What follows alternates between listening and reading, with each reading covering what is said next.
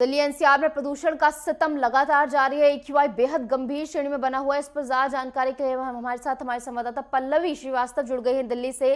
पल्लवी, क्या कुछ हालात दिल्ली में बने हुए हैं? बताया जा रहा है कि ग्रेड 4 की पाबंदियां जो हैं 2 दिसंबर तक लागू रहेंगी। क्या कुछ जानकारी आगे पल्लवी?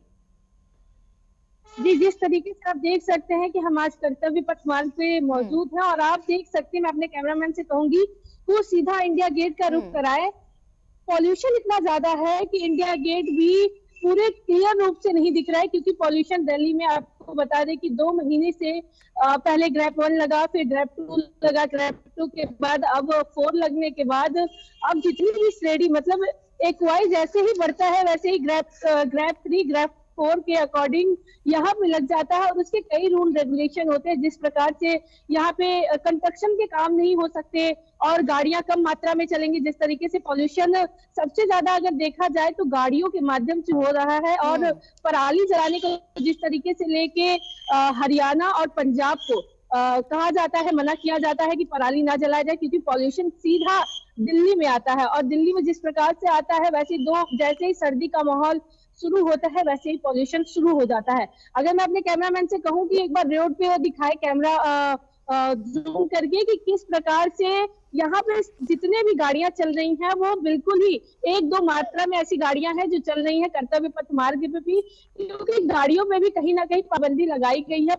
गाड़ियों की वजह से भी बहुत ज्यादा पॉल्यूशन होता है और जिस प्रकार से ग्रेप 4 लगाया गया है, ग्रेप 4 की वजह से स्कूल छोटे बच्चों की स्कूल को बंद भी कर दिया गया है और दिसंबर तक ग्रेप 4 लगाने का माध्यम कहीं ना कहीं ये भी रहा, क्योंकि पॉल्यूशन से बहुत लोगों को सर्दी, जुकाम, खांसियां और सांस लेने में जो सबसे ज्यादा दिक्कतें आ रही हैं लोगों को, क्योंकि कई लोग ऐसे होते हैं जो छोटे बच्चे होते हैं और कई ऐसे बुजुर्ग लोग होते हैं जिनको श्वास की बहुत प्रॉब्लम होती है। उनको भी अस्थमा की दिक्कत होने की वजह से वो सुबह शाम घर से बाहर नहीं निकल रहे हैं। नहीं तो आप देखते हैं कि लोग स्वास्थ्य को बनाने के लिए सुबह मॉर्निंग वॉक पे जाते हैं, पर अब सुबह की इतनी हवा जहरीली हो चुकी है कि लोग अपने मास्क लगा के भी, अगर कोई टहलने भी जा रहा है तो वो मास्क लगा के टहल रहा है, नहीं तो वो अपने घर में ही रह रहा है और अपने बच्चों को भी यही कह रहा है कि वो घर में ही रहे।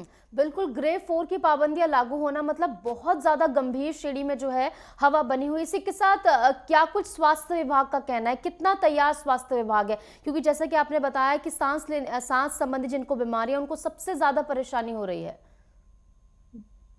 डॉक्टर का ये कहना है कि वो अपने घर से सुबह शाम बहुत कम निकले, क्योंकि सबसे ज्यादा पॉल्यूशन एक मॉर्निंग में और शाम को ही सबसे ज्यादा होता है और फेस पे अगर वो निकल रहे हैं तो फेस पे मास्क लगाए और ज्यादातर यही है कि वो मेडिसिन ले सकते हैं, वरना घर में आप निमोलाइजर भी ले रहे हैं, क्योंकि जिस प्रकार से पॉल्यूशन इतने हाइट पे बढ़ा है इस वजह से लोगों को निमोलाइजर भी लेने के लिए मजबूर हो गए हैं।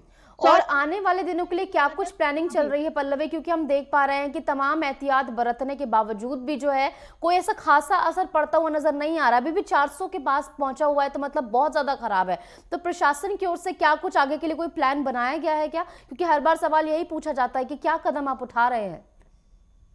जी, जिस तरीके से आप देख रहे हैं कि यहाँ राजनीतिकरण हो रहा है कि बीजेपी आम आदमी पार्टी को, आम आदमी पार्टी बीजेपी को लगातार ट्रोल कर रहे हैं, क्योंकि पॉल्यूशन जिस प्रकार से हरियाणा में बीजेपी की सरकार है और पंजाब में आम आदमी की सरकार है, तो लोगों का ये कहना है कि दोनों ही राज्यों से पराली जलाने की वजह से पॉल्यूशन सबसे अधिक मात्रा में आती है।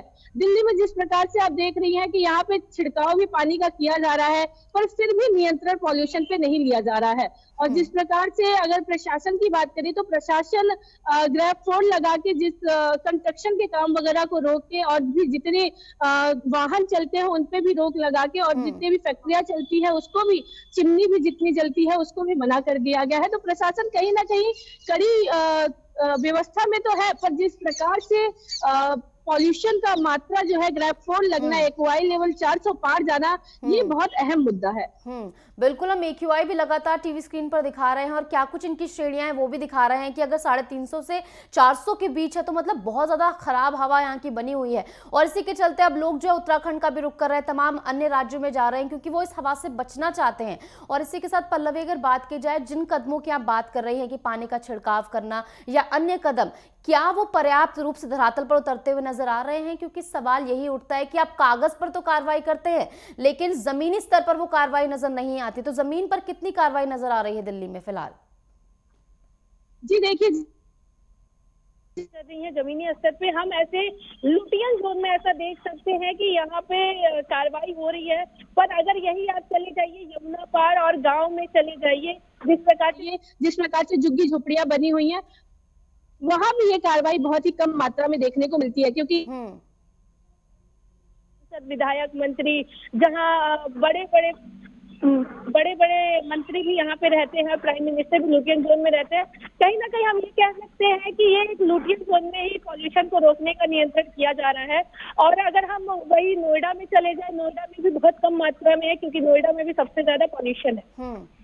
बिल्कुल, नोएडा में सबसे ज्यादा पोल्यूशन और विजिबिलिटी भी हम देख पा रहे हैं कि बहुत ज्यादा कम हो गई है और इसके चलते दुर्घटनाएं भी बढ़ गई है। तो प्रशासन की ओर से इसके लिए क्या कुछ एहतियात बरते जा रहे हैं?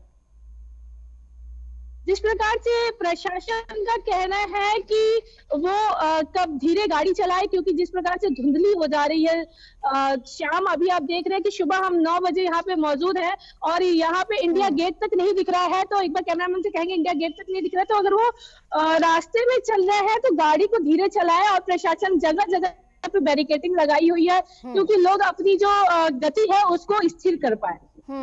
बिल्कुल, यानी कि बहुत ज़्यादा खराब श्रेणी में दिल्ली की हवा फिलहाल बनी हुई है और इसी के साथ लगातार उन तमाम इलाकों का भी AQI हमने आपको टीवी स्क्रीन पर दिखाया किस तरीके से बहुत ज़्यादा गंभीर श्रेणी में बना हुआ है। फिलहाल बहुत बहुत शुक्रिया पल्लवी हमारे साथ जुड़ने के लिए और तमाम जानकारी हमारे साथ साझा करने के लिए।